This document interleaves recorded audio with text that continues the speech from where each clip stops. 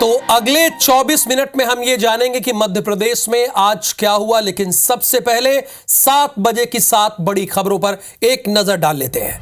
तो एमपी के होनहारों पर हमारी नजर होगी, क्योंकि एमपी के होनहार को आज तो दिखाना ही चाहिए। तो पहली खबर हमारी ये होगी, एमपी के होनहार, देश के प्रधानमंत्री नरेंद्र मोदी का एमपी में मेगा शो है, इस पर भी हमारी नजर होगी। एमपी दौरे पर जब प्रधानमंत्री आए तो सियासत शुरू हो गई है, नजर इस पर भी। और ये चुनाव में फिर से हिंदू मुसलमान क्यों शुरू हो गया है, ये भी आपको बताएंगे। प्रचार थम गया है दूसरे चरण का, अब 26 को मतदान है। और खजुराहो लोकसभा की जंग क्यों दिलचस्प हो गई, ये भी। और 7वीं भी खबर ये है, विरासत टैक्स पर सेल्फ गोल किसने कर लिया है, नजर इस पर भी होगी।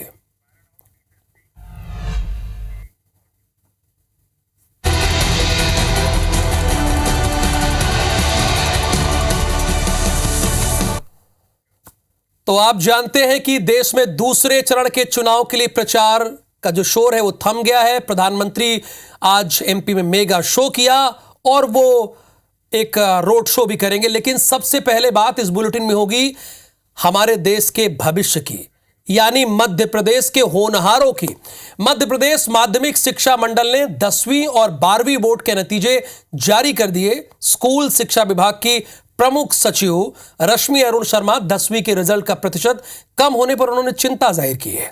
साथ ही उन्होंने फेल हुए छात्रों से निराश नहीं होने की अपील की है। देखिए, अभी सब कुछ खत्म तो नहीं हुआ है, मौका मिलेगा।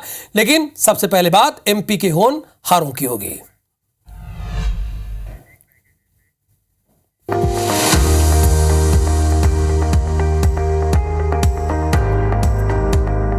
एमपी के 16 लाख छात्रों और उनके पेरेंट्स का इंतजार खत्म हो गया है। शिक्षा विभाग की प्रमुख सचिव ने बुधवार शाम 4 बजे एमपी बोर्ड के 10वीं और 12वीं के नतीजे जारी कर दिए। 10वीं में 58.10% छात्र परीक्षा में पास हुए, वहीं 12वीं में 64.49% छात्र परीक्षा में सफल रहे।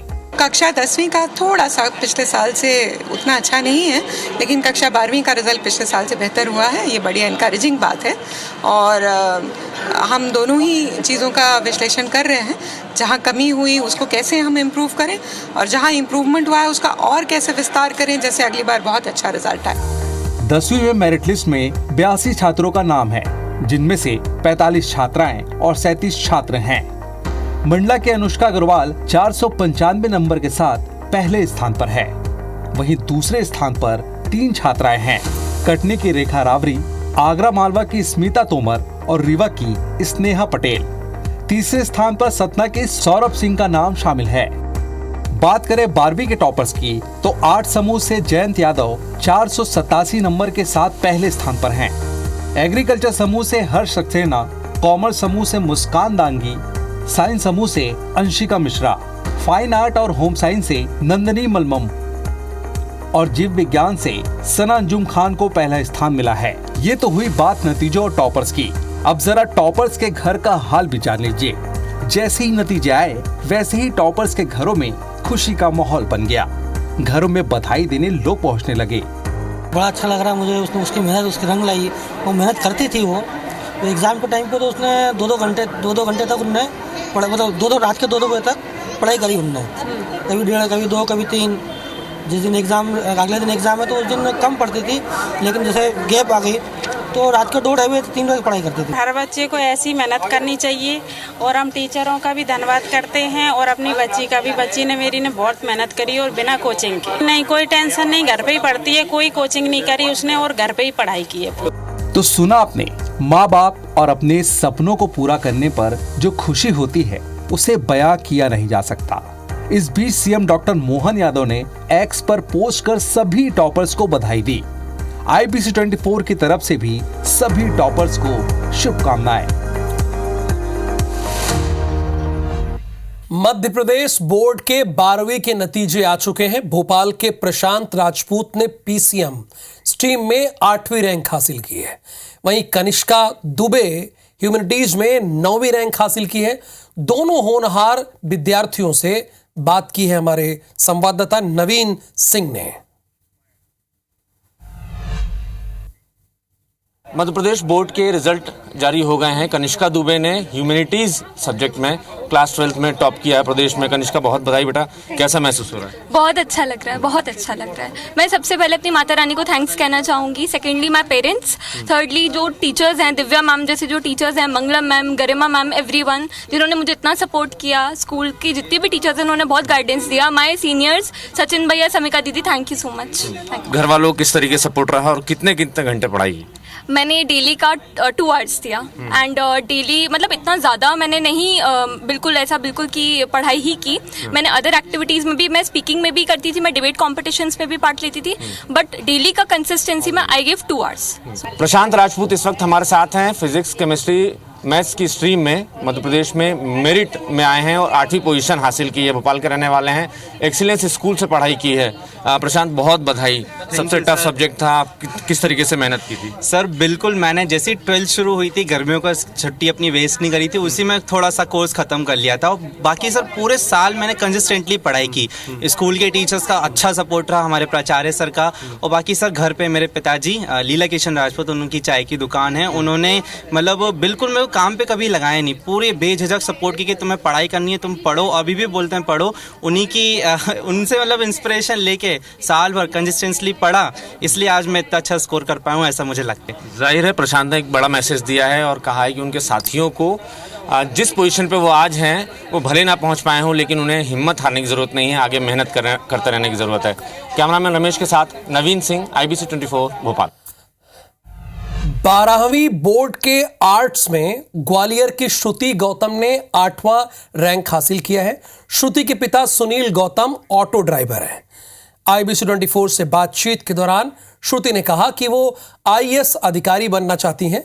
श्रुति से बात की है हमारे संवाददाता नासिर गौरी ने।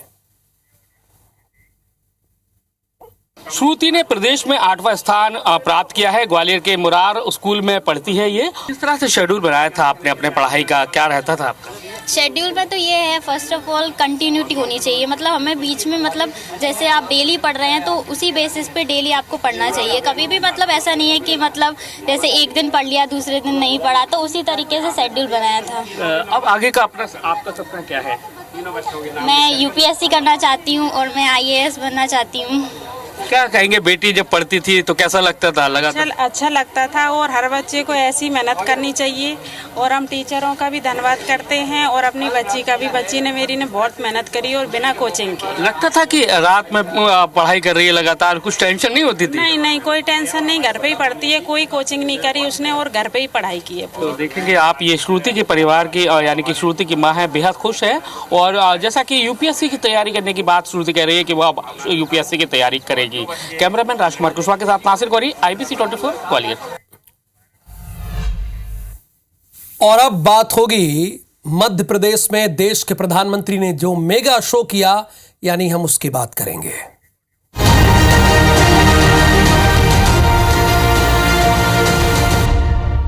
मिशन मध्य प्रदेश को लेकर सागर पहुंचे प्रधानमंत्री नरेंद्र मोदी ने बड़तुमा में एक बड़ी जनसभा की। इस दौरान उन्होंने कांग्रेस पर जमकर प्रहार किया।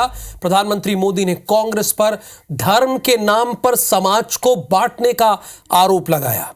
उन्होंने भरी जनसभा में ये बात कही। उन्होंने धर्म आधारित आरक्षण को गलत करार देते हुए आरक्षण की रक्षा का कमिटमेंट किया, यानी वादा किया। उन्होंने ये भी कहा, उन्होंने कौन, यानी देश के प्रधानमंत्री ने कहा कि देश के लोगों की संपत्ति और विरासत पर कांग्रेस की नजर है।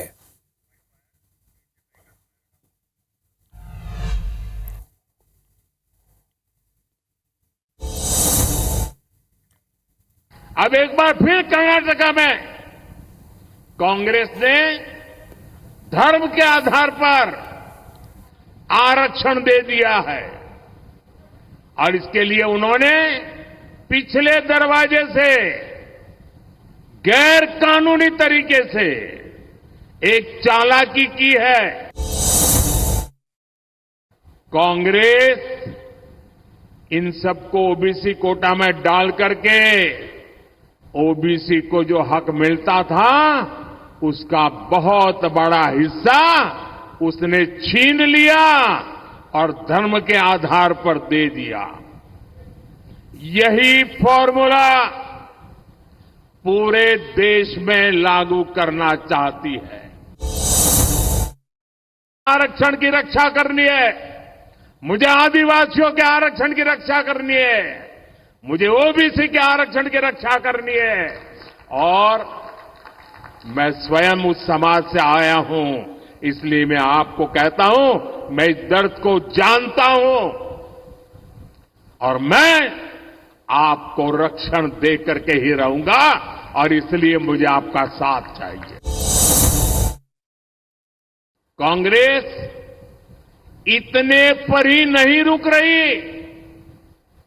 कांग्रेस आपकी संपत्ति भी छीनना चाहती है। कांग्रेस एक्सरे कराने वाली, एक्सरे, आपके लॉकर में क्या पड़ा है वो खोज के निकालेंगे, आपके घर में क्या पड़ा है वो खोज के निकालेंगे।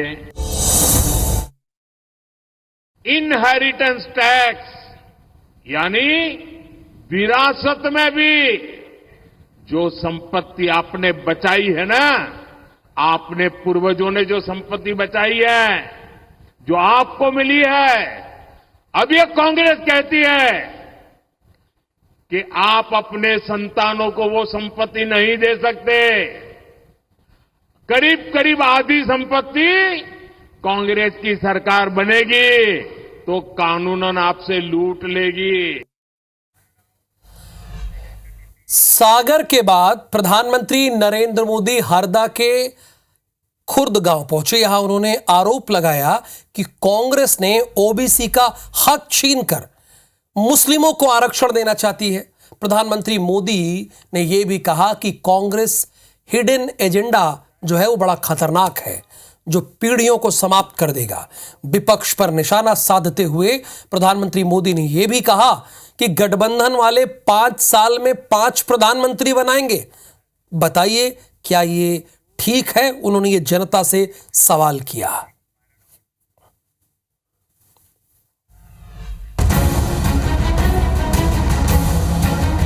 किसी भी हद तक जा सकती कांग्रेस का हिडन एजेंडा, खतरनाक हिडन एजेंडा अब खुल करके देश के सामने आ चुका है। सेक्युलरिज्म के नाम पर वोट बैंक की राजनीति करने वाली, डोंग करने वाली कांग्रेस ने सामाजिक न्याय की मूलभूत भावना की भी हत्या कर दी है। कर्नाटका में ओबीसी को जो आरक्षण मिलता है, उस ओबीसी के कोटे से आरक्षण का हिस्सा छीनने के लिए कर्नाटका में जितने मुसलमान हैं, सभी मुसलमानों को ओबीसी बना दिया और ओबीसी के लिए मिला हुआ आरक्षण उसको छीनने का पक्का षड्यंत्र पूरा कर दिया। कांग्रेस अपने वोट बैंक को खुश करने के लिए किसी भी हद तक जा सकती है। कांग्रेस के बड़े नेता ने कहा है कि भारत में इनहेरिटेंस टैक्स लगना चाहिए, यानी आपके दादा दादी माता पिता ने जो कुछ भी बचाया है और उनके स्वर्गवास के बाद जो आपको मिलेगा उसमें से आधा कांग्रेस की सरकार छीन लेगी, जब्त कर लेगी। यहां तो साफ साफ है, 10 साल का अनुभव है, मोदी आपके सामने है और सब लोगों ने कहा है कि भाई मोदी हमारा उम्मीदवार है। उन्होंने फॉर्मूला बनाई है कि कौन प्रधानमंत्री बनेगा। कहा जा रहा है कि ये लोग 1 ईयर 1 PM फॉर्मूला बना रहे हैं। यानी एक साल एक PM, दूसरे साल दूसरा PM, तीसरे साल तीसरा PM, चौथे साल चौथा PM, पांचवें साल पांचवा PM। बताओ भाई क्या होगा देश का? सागर और हरदा की सभा में प्रधानमंत्री मोदी ने डॉक्टर मोहन की तारीफ की, यानी मोहन सरकार की तारीफ की। उन्होंने कहा कि मोहन यादव और उनकी पूरी टीम लोगों की सेवा में लगी हुई है।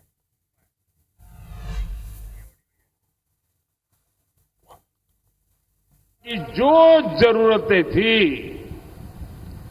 सभी दिशाओं में एक साथ काम करते हुए आपकी अपेक्षाएं पूरी हो रही है और इससे इस क्षेत्र में उद्योगों के लिए नए रास्ते खुलेंगे।